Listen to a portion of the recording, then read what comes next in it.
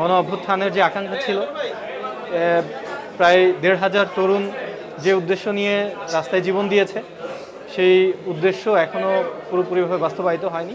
এই দৈনিক যুগান্তরকে শুভেচ্ছা জানাচ্ছি তাদের ১ কোটি ফলোয়ার হওয়ার যেই উপলক্ষটি এসেছে সেটির জন্য, এবং একই সাথে দৈনিক যুগান্তরের প্রতি আমার ব্যক্তিগতভাবে এবং সামগ্রিকভাবে প্রত্যাশা থাকবে যে এটি তার বস্তুনিষ্ঠতা, নিরপেক্ষতা এবং সততার সাথে কাজ করে যাবে, দেশের জন্য কাজ করে যাবে, দেশের সামগ্রিক কল্যাণের জন্য কাজ করে যাবে।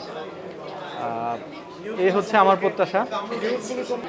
সামগ্রিকভাবে আমি ইতিবাচকভাবেই দেখি। এরপরেও বাংলাদেশের মিডিয়ার মধ্যে আমরা নানাবিধ বায়াসনেস এবং এক ধরনের কখনো কখনো কোনো মিডিয়াকে খুব ওপেনলি এক ধরনের ন্যারেটিভ তৈরি করার, সেটা ফেক অথবা সত্য হোক, প্রচেষ্টা দেখি। তো আমি যুগান্তরের প্রতি এই প্রত্যাশা সবসময় থাকবে যে তারা তাদের বস্তুনিষ্ঠতা এবং নিরপেক্ষতা বজায় রাখবে।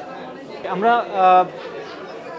আপ বাংলাদেশ প্ল্যাটফর্ম থেকে আজকে আনুষ্ঠানিকভাবে জাতীয় নাগরিক পার্টি এনসিপিতে যুক্ত হলাম।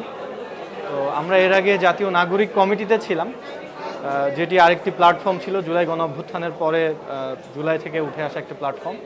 সেখান থেকে পরবর্তীতে এনসিপি যখন গঠিত হয় তখন আমরা এনসিপিতে যুক্ত হই নাই, বরং আমরা আরেকটি প্রেশার গ্রুপ রাজনৈতিক প্ল্যাটফর্ম তৈরি করি আপ বাংলাদেশ।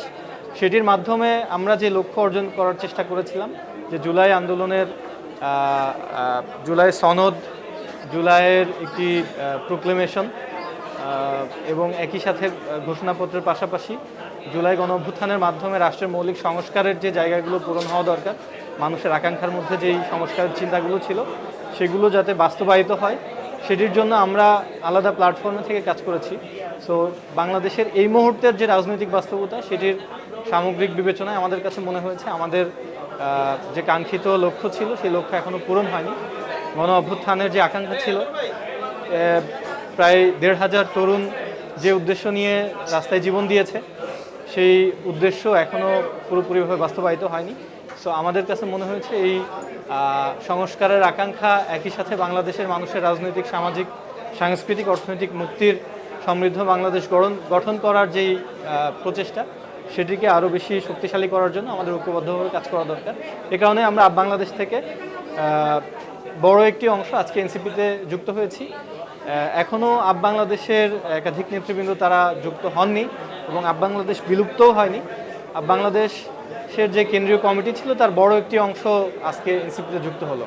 আপ বাংলাদেশ হয়তো সামনের দিনে একটি ন্যাশনাল ওয়ার্কিং কমিটির মাধ্যমে একটা ভয়েস রেজিং প্ল্যাটফর্ম হিসেবে তারা কাজ করতে থাকবে।